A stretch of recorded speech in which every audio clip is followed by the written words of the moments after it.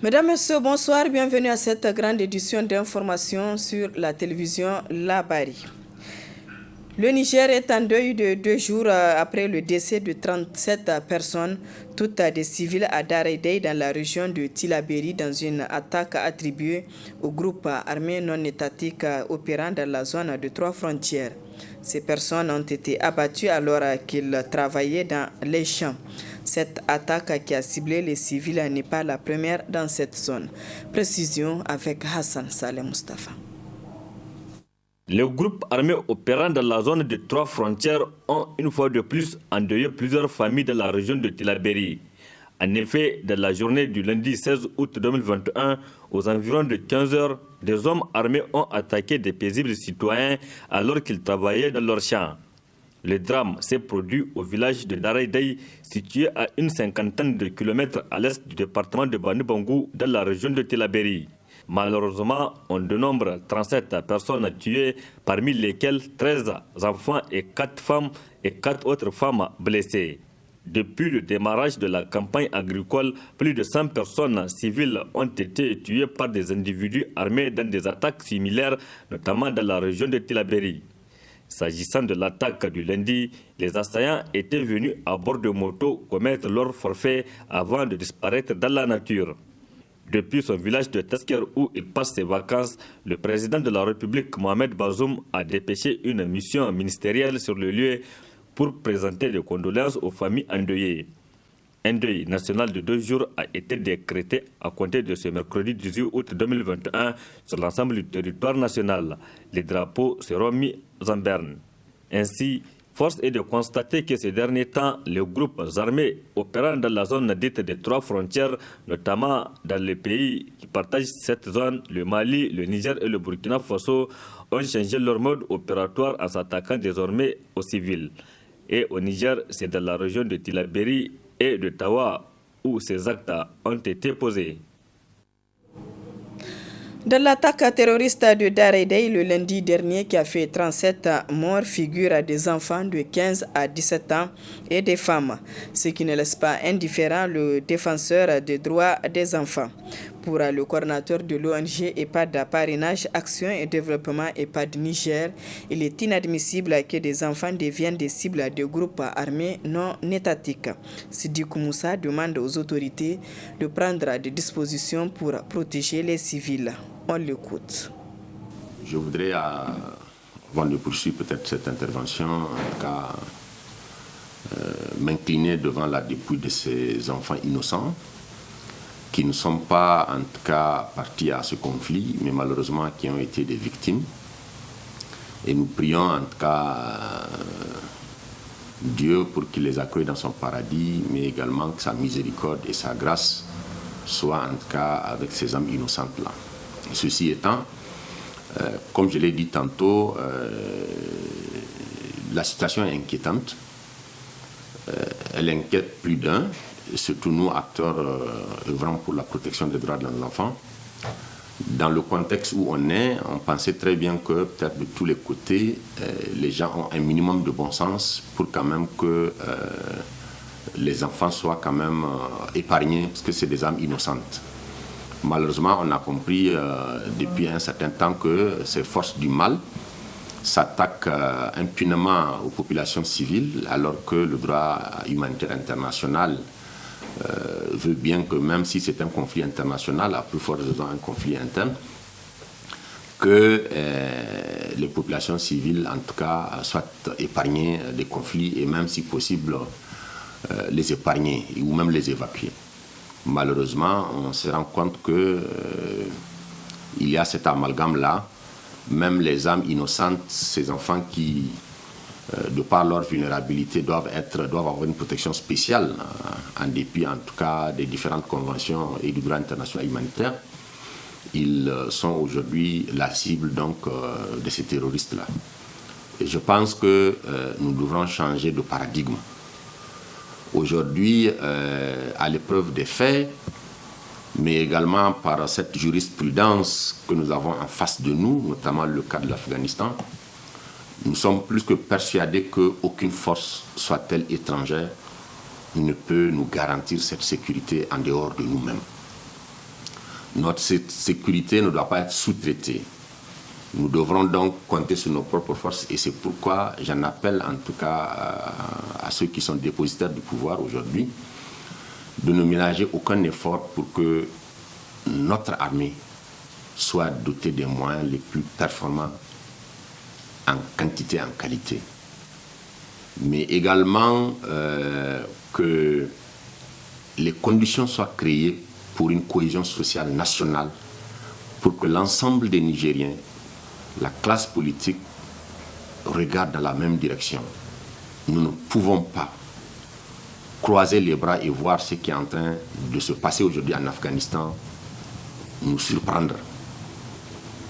Vous avez entendu les plus grands de ce monde décliner leurs responsabilités comme quoi ce n'est pas de leur responsabilité de venir rétablir la démocratie en Afghanistan. Eh bien, c'est la même chose dans le Sahel. Nous ne pouvons pas admettre aujourd'hui que nos enfants puissent en tout cas subir de telles exactions alors que c'est des âmes innocentes qui ont droit à une protection spéciale. Vraiment, les mots me manquent. Je suis très très peiné.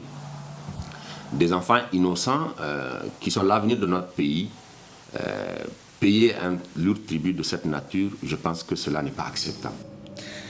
Et puis, je vous donne lecture de ce communiqué de presse de l'UNICEF qui est relatif aussi à l'attaque de Daredei qui a fait au moins 13 enfants tués. L'UNICEF est profondément choqué et indigné par des terribles attaques contre des enfants et des familles par des groupes armés non identifiés dans le village de Daredei, dans la commune rurale de Banibangou, région de Tillabéri, dans l'ouest du Niger, qui a eu lieu le 16 août 2021. L'UNICEF s'est dit attristé de confirmer qu'au moins 37 civils, dont 13 enfants âgés de 15 à 17 ans et 4 femmes ont été tuées et plusieurs autres blessés.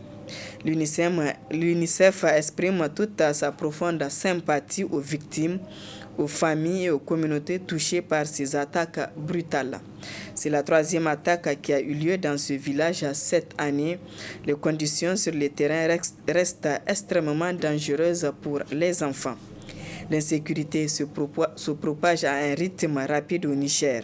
Les attaques dans la région de Tillabéri et le long des frontières avec le Burkina Faso, le Mali et le Nigeria ont entraîné d'importants déplacements et continuent de faire des ravages dans la vie de centaines de milliers d'enfants.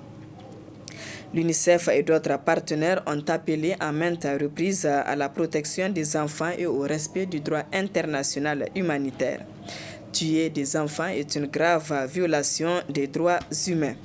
Le conflit continue, les attaques répétées et les restrictions d'accès dues à l'insécurité et à la violence entravent aussi notre capacité à atteindre ceux qui en ont le plus besoin selon l'UNICEF. L'UNICEF reste déterminé à prendre toutes les mesures pour assurer la sécurité des enfants et de leurs familles et de réduire les souffrances des victimes. L'UNICEF exhorte enfin toutes les parties à mettre fin aux attaques contre les enfants et leurs familles et à les maintenir hors de danger. C'était donc un communiqué de presse de l'UNICEF qui est relatif à l'attaque de Daredei qui a fait au moins 13 enfants tués. Toujours dans le même registre, les membres du comité des ressortissants de la région de Tillabéri se sont retrouvés cet après-midi à la maison des jeunes Djadou Sékou pour débattre de la situation sécuritaire qui se dégrade dans cette partie du Niger. Une situation face à laquelle il faut trouver des solutions urgentes, estime le comité. D'autres précisions avec Haruna Amadou Maïga, le président du dit comité.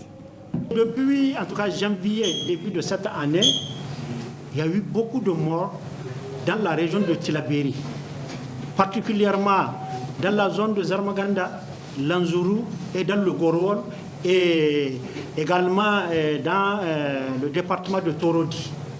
Donc, Certains pensent que cette insécurité-là a diminué, mais ma foi, c'est reparti de plus belle.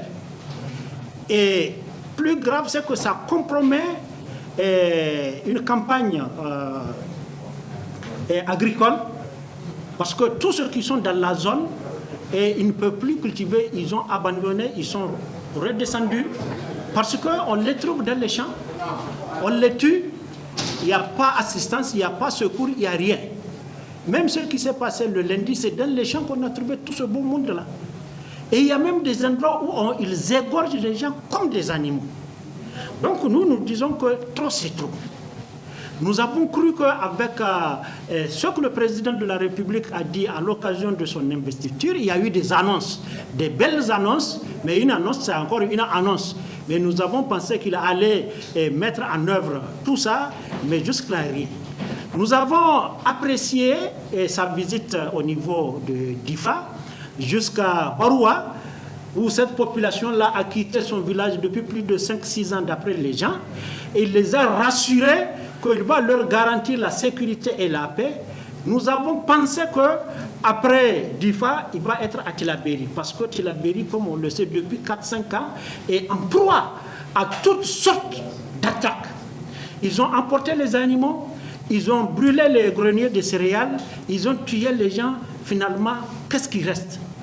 Et c'est pour toutes ces raisons que nous sommes réunis ici pour faire ce point de presse, pour que les gens comprennent. Et également arrêter certains comportements, arrêter certains propos que nous entendons sur les réseaux sociaux. Et que l'ensemble des ressortissants de Tillabéri, qui se disent qu'ils sont tous de Tillabéri, qu'il y ait meurtre chez vous ou pas, nous sommes tous de Tillabéri, on parle au nom de la région de Tillabéri. En conséquence de quoi, nous devons nous donner la main dans la main pour faire face à cette situation. Et pour finir, nous avons prévu aussi dans la même lancée, le samedi, n'est-ce pas, ici à Diadisekou, une assemblée générale de l'ensemble des ressortissants de Tillabéri, tous ceux qui ont la possibilité de se déplacer, qu'ils viennent pour que chacun dise ce qu'il pense, que si on fait ça, peut-être qu'on peut arriver à ça. La Commission nationale des droits humains, CNDH, s'est également prononcée sur la situation sécuritaire dans la région de Tillabéri et Maradi et sur les inondations. La CNDH a réagi à travers un communiqué de presse que nous résume Ibrahim Boubacar. Des inondations provoquées par les pluies récemment enregistrées sur le territoire national depuis le mois de juillet, notre pays connaît une vague de pluies diluviennes. C'est ainsi qu'il ressort des données publiées par la Direction générale de la protection civile qu'à la date du 9 août 2021, 7 812 ménages correspondant à 69 515 personnes ont été victimes des dégâts dus à l'importance des pluies enregistrées. Celles-ci ont en outre occasionné de nombreuses pertes en vies humaines. La plupart des victimes des inondations occupent actuellement les salles de classe des écoles devenues des sites d'accueil de fortune, où ces sinistrés vivent pour beaucoup à l'air libre ou à même le sol. Ces conditions de vie les exposent à des véritables risques de maladies comme le paludisme, le choléra et du fait de la promiscuité liée à des risques de propagation de virus de la COVID-19. Des attaques terroristes dans le département de Bani Bangou et Torodi, région de Tillabéri, consécutivement aux attaques criminelles de Bani Bangou et Torodi, suivies de nombreuses pertes en vies humaines. Plusieurs missions de la Commission nationale des droits humains CNDH s'étaient rendues dans ces localités. Il convient de rappeler que s'agissant de Bani Bangou, le 25 juillet 2021, des bandits armés à moto avaient attaqué les populations du village de Huye. Le bilan est de 14 morts. 3 jours après le 28 juillet 2021, le village de Dekoukou était à son tour attaqué. Le bilan est de 19 morts, 3 blessés et un nombre important de bétail emporté. À Torodi, nos forces de défense et de sécurité FDS étaient tombées dans une embuscade à ailes tendues. Le 31 juillet 2021, par les terroristes entre le village de Koutoubou et Tangunga. Le bilan est de 20 morts, dont un civil et 2 portés disparus. Le 16 août 2021, les populations du village de Daraïdei succombaient à une attaque terroriste. Le bilan est de 37 morts, parmi lesquels 4 femmes et 13 enfants. Des attaques contre les personnes et leurs biens dans le département de Madarounfa, région de Maradi. La Commission nationale des droits humains CNDH suit avec une grande attention l'évolution de la situation sécuritaire dans la région de Maradi, notamment dans le département de Madarounfa où des malfaiteurs constitués en bande organisée portent régulièrement atteinte aux droits des personnes, droit à la vie, d'aller et venir, à la propriété, atteinte à l'intégrité physique, aux biens des personnes, etc. Face à ces différents constats, la Commission nationale des droits humains CNDH recommande. Sur la situation des victimes des inondations, la Commission nationale des droits humains CNDH lance un vibrant appel aux autorités, à toutes les bonnes volontés et aux partenaires afin d'apporter une assistance rapide et conséquente aux sinistrés. En outre, elle attire l'attention des populations sur les risques auxquels elles s'exposent en occupant les espaces inondables par rapport aux attaques terroristes et les atteintes contre les personnes et leurs biens dans les régions de Tillabéri et Maradi. La Commission nationale des droits humains CNDH, attachée au caractère sacré de la vie humaine et au respect des droits des personnes et de leurs biens, s'indigne du nombre de plus en plus croissant des enlèvements des personnes dans la région de Maradi. Elle s'indigne également des différentes atteintes aux droits humains commises par des groupes criminels dans cette région. Elle déplore les innombrables pertes en vies humaines engendrées par les attaques terroristes. Présente à la nation, aux parents, proches et amis des victimes, ses condoléances les plus attristées et souhaite un prompt rétablissement aux blessés. Par ailleurs, la Commission nationale des droits humains CNDH, tenant compte de toutes ces situations devenues désormais récurrentes, invite les populations à établir une étroite collaboration avec les autorités en charge des questions sécuritaires. Exhorte les forces de défense et de sécurité FDS à porter plus d'attention aux informations sur les aspects sécuritaires portés à leur connaissance par les populations. Recommande à l'État, en plus des efforts déjà consentis, le renforcement des capacités humaines et logistiques des forces de sécurité intérieure, gendarmerie nationale, garde nationale, police nationale qui sont constamment en contact avec les populations. Parlons à présent de religion à l'occasion du Muharram, un des mois sacrés du calendrier musulman. Il est conseillé aux fidèles de jeûner le 9e et le 10e jour. Pour en savoir plus sur les raisons et les bienfaits, suivons Dr Boubacar Seydou Touré. Ashura étant le 10e jour de l'an musulman, historiquement, pourquoi les musulmans le jeûnent? Parce que c'est le jour où Allah a sauvé Moïse et sa communauté. Anab Moussa alayhi salam, Allah l'a sauvé avec sa communauté contre vraiment l'exploitation des pharaons. Pharaon a voulu les exterminer parce qu'ils ont cru au Dieu de Moussa, que Moïse. Donc Pharaon a dit, tant que vous avez cru à ça, je vais vous exterminer. Et il les a pourchassés et Allah a fait disparaître Pharaon et ses soldats dans la mer. Donc depuis ce temps-là, donc les gens ont commencé à gêner. Parce que Moïse, Anab Moussa alayhi salam, pour remercier Allah subhanahu wa ta'ala, a gêné ce jour-là. Et il a donné à sa communauté de le gêner. Donc par conséquent, quand vous faites celui qui fait passer, il y a une grande récompense. Ce qu'Ashura n'est pas une obligation, c'est surrogatoire. Et parmi les actes surrogatoires qu'Allah aime, c'est la prière nocturne et le jeûne. Donc, celui qui jeûne le 10e jour seulement, il a sa récompense. Celui qui fait 3 jours, il a ses récompenses. Et celui qui fait 2 jours, il a ses récompenses. Et surtout, l'important, c'est pas Ashura, mais vraiment c'est le mois. C'est ce mois béni. Nous devons multiplier les bonnes œuvres. Nous devons multiplier les bonnes actions. Nous devons multiplier ce que les gens ne considèrent pas, c'est rendre visite aux autres, rendre visite aux malades. Et vraiment rendre les orphelins heureux. Et vraiment, ceux qui le nécessitent, il faut les dépanner. Voilà ce que vraiment ce mois-là, on doit réserver pour ce mois. Et le mois de Ashura, le jour de Ashura, le 10e, quand on ne peut pas faire le 2 jours, donc il faut faire Ashura seulement. L'Association des journalistes pour la sécurité et l'immigration, AJSEM, organise depuis ce matin un atelier de renforcement de capacité sur la sécurité des journalistes en zone de conflit et la GRSS. Cette activité qui va durer 2 jours est financée par DECAF. Le compte-rendu de Ismaël Moumouni et Halidou Bourema.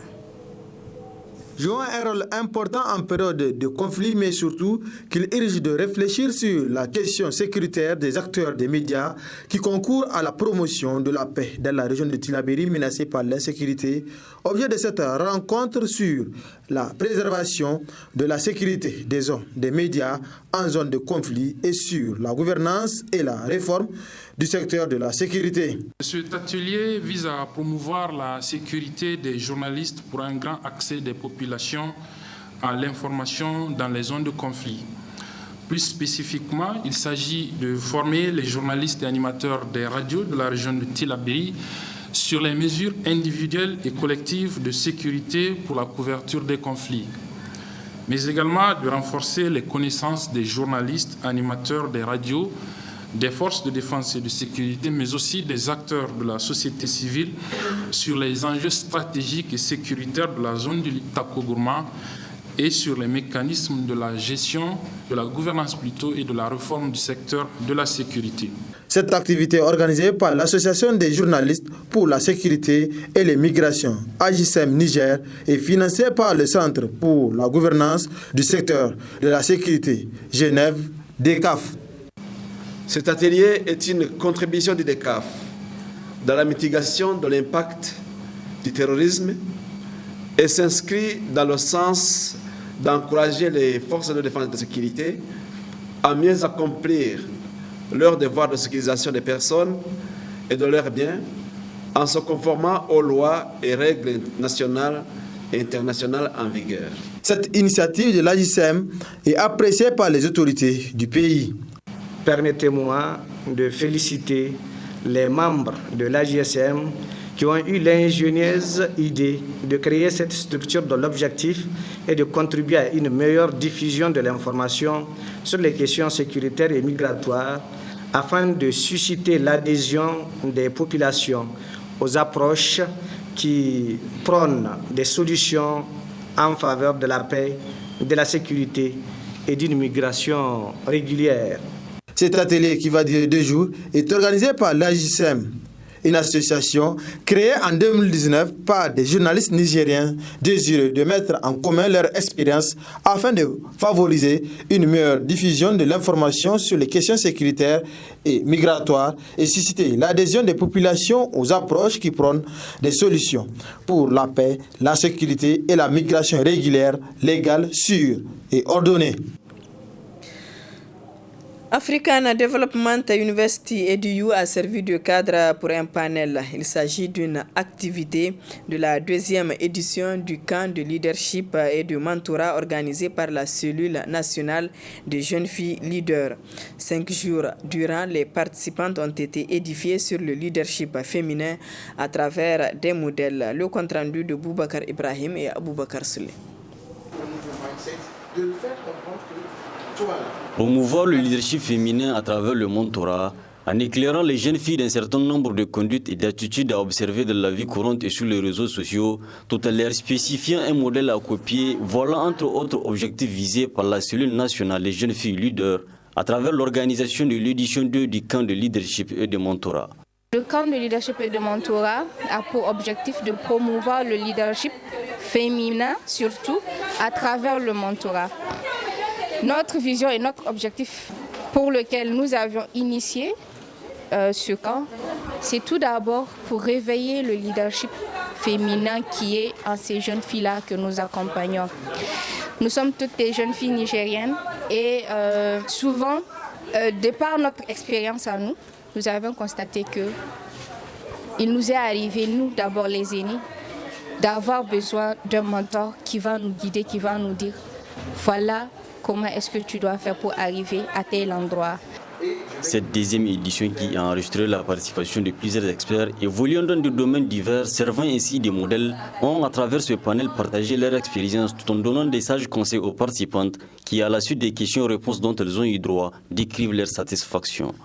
J'ai constaté que grâce au camp de leadership et de mentorat, nous pouvons aller de l'avant, réaliser nos rêves et garder conscience et la foi pour avancer.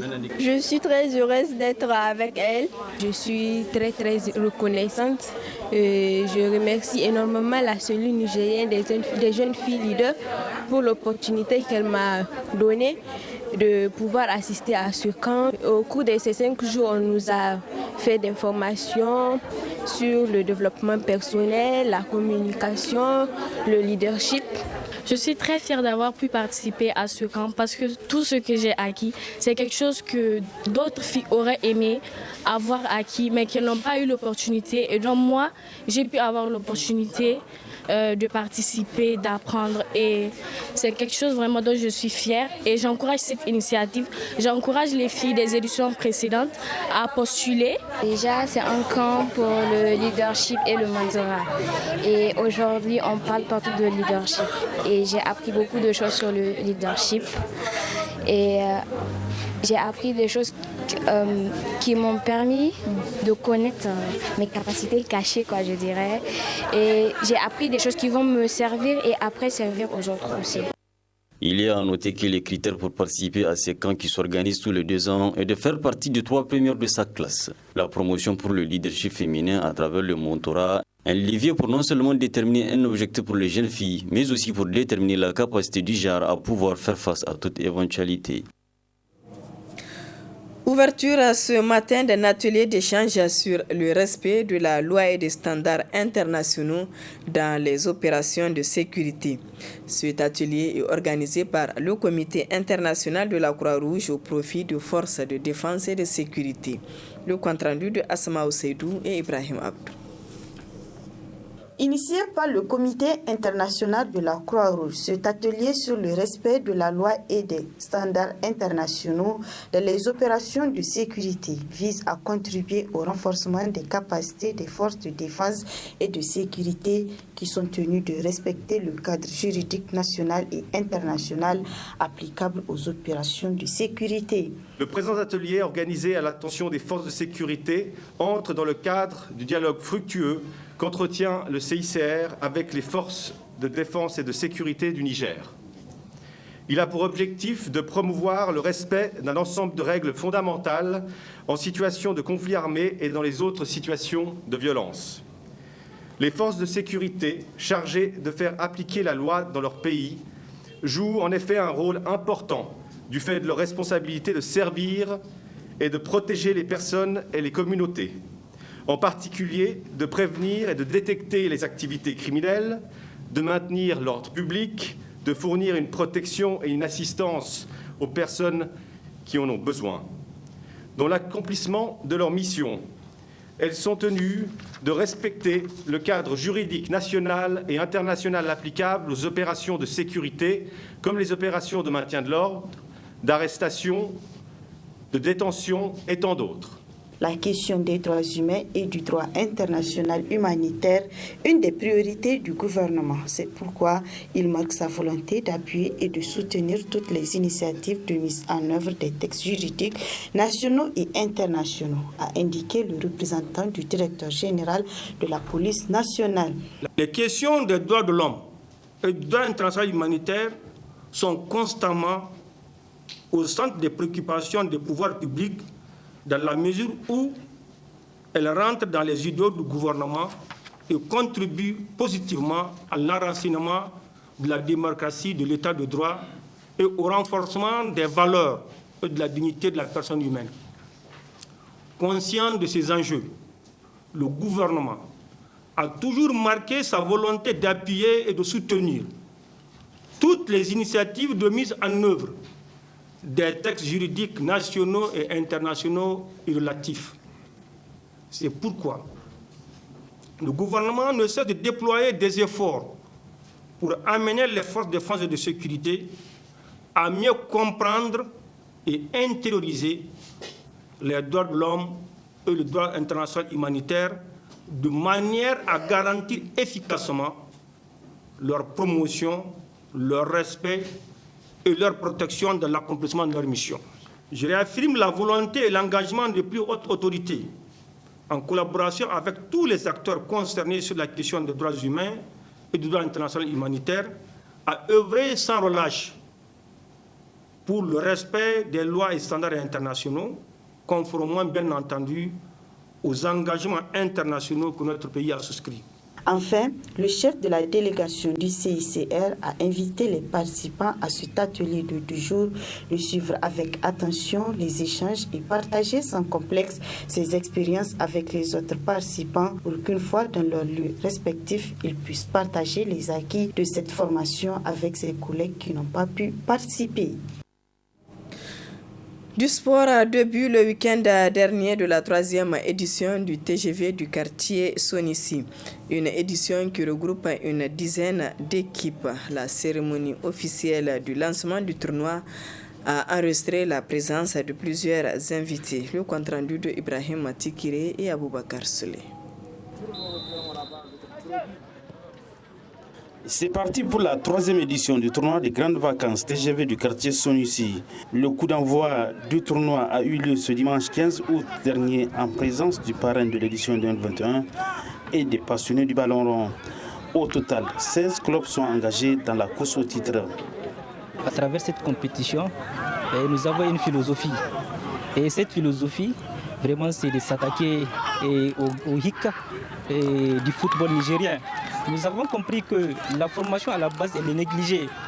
Nous avons compris que nous avons des talents, mais ils ne sont pas encadrés.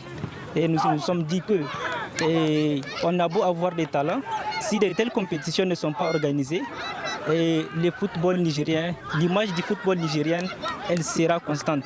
Or, il fallait changer cette image, il fallait travailler l'image du football nigérien. Et je crois que c'est à travers ces compétitions, nous sommes en train de créer les conditions pour que les jeunes puissent avoir des cadres dans lesquels ils vont s'exprimer de la manière la plus belle. Grâce à la vision de certains jeunes du quartier Sonissi, le TGV du dit quartier consiste à développer une philosophie de formation et d'encadrement des jeunes. Si nous voulons avoir des bons joueurs, il faut investir à la base. Et lorsque nous arrivons à investir à la base, nous pourrons certainement espérer avoir plus tard des grands joueurs comme Messi. Pourquoi pas? C'est des humains comme tous les autres. C'est une question d'encadrement. S'ils sont bien encadrés, ils peuvent arriver. Et j'encourage fortement les jeunes de Sonissi, comme tous les jeunes du Niger, à persévérer dans ce sens pour que notre drapeau puisse être dans les plus grandes tribunes. Le match d'ouverture de cette 3e édition du TGV du quartier Sonissi a opposé le club Sabara et Galaxy FC. Il s'est soldé sur la victoire des joueurs de Galaxy FC 2-1. La fin interviendra le 11 septembre prochain avec des grandes récompenses selon les organisateurs. Bonne chance aux équipes. Nous en venons à présent à la rubrique hebdomadaire, la chronique juridique. Elle porte sur la cybercriminalité, un thème qui sera développé par Maître Suleiman Seydou, avocat à la Cour. Très bonne réception.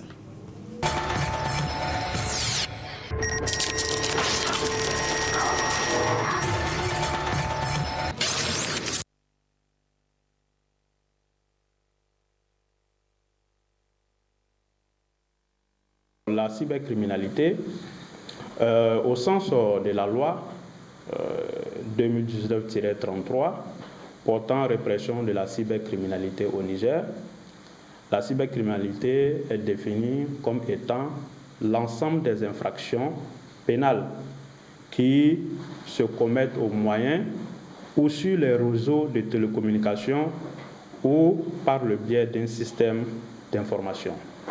Alors, il s'agit d'une panoplie d'infractions qui sont regroupées sur la bannière de la cybercriminalité. Aujourd'hui, c'est une thématique qui est suffisamment d'actualité avec l'avènement des réseaux sociaux tels que Facebook, WhatsApp ou de manière générale l'utilisation des moyens de communication électronique. Alors, la cybercriminalité qui regroupe un certain nombre d'infractions ont été listées par la loi 2019-33 que je viens d'évoquer tantôt. Parmi ces infractions, il y a l'infraction d'usurpation d'identité numérique. Il s'agit d'une infraction qui consiste à usurper de manière intentionnelle et sans droit l'identité d'une autre personne dans la perspective de troubler sa tranquillité, dans la perspective de trouver également de porter atteinte à son honneur, à sa réputation ou à sa dignité de manière générale. Lorsque on prend aujourd'hui ce qui se passe sur les réseaux sociaux, spécifiquement par exemple sur Facebook, vous pouvez avoir un compte Facebook. Et une personne mal intentionnée peut utiliser votre nom plus votre photo pour ouvrir un second compte Facebook. Et sur le fondement de ce second compte Facebook, il peut se mettre par exemple à publier des images ou des photos pornographiques de vous sur les réseaux sociaux dans la simple perspective, en tout cas, de porter atteinte à votre honneur ou à votre dignité. Une autre personne peut également créer un profil Facebook qui correspond à votre profil Facebook, mais qui n'est pas véritablement votre compte. Et sur le fondement de ce compte frauduleux qu'il crée, il peut se mettre par exemple à faire des sollicitations d'argent auprès de vos amis, de vos connaissances, pour leur demander de lui donner un certain nombre de sommes d'argent. Il s'agit des faits en réalité qui sont constitutifs de ce qu'on appelle l'usurpation d'identité numérique. Il s'agit d'une infraction qui a été prévue par la loi sur la cybercriminalité et qui est réprimée de manière en tout cas forte par le législateur nigérien. Lorsque vous vous rendez coupable d'une telle infraction, les juridictions ont la possibilité de vous sanctionner conformément aux dispositions de la loi portant répression de la cybercriminalité, d'une peine qui est comprise entre 2 à 5 ans et d'une amende de 5 millions à 20 millions. Donc vous voyez là, il s'agit d'une infraction spécifique, mais qui rentre dans le cadre de la cybercriminalité. En dehors de cette infraction, aujourd'hui, les gens s'insurgent notamment sur des actes et des comportements, des paroles et autres à caractère raciste, régionaliste, ethnique ou même religieux. Il s'agit également des infractions qui sont prises en charge par la loi sur la cybercriminalité. Vous pouvez, par le biais, par exemple, d'un écrit, par le biais d'un message, par le biais des photos, des sons ou des vidéos, par exemple, de nature, par exemple, à mettre les Nigériens en conflit, à mettre, par exemple, la religion, les musulmans et les chrétiens en conflit. Vous pouvez également, à travers ces mêmes écrits, les mêmes messages, confronter, par exemple, deux ethnies. Il s'agit d'un certain nombre de comportements que la loi réprime également sous la bannière de ce qu'on appelle la loi sur la cybercriminalité. Il y a également d'autres infractions, on ne peut pas épuiser la liste. Il y a la question de la diffamation et de l'injure par un moyen de communication électronique.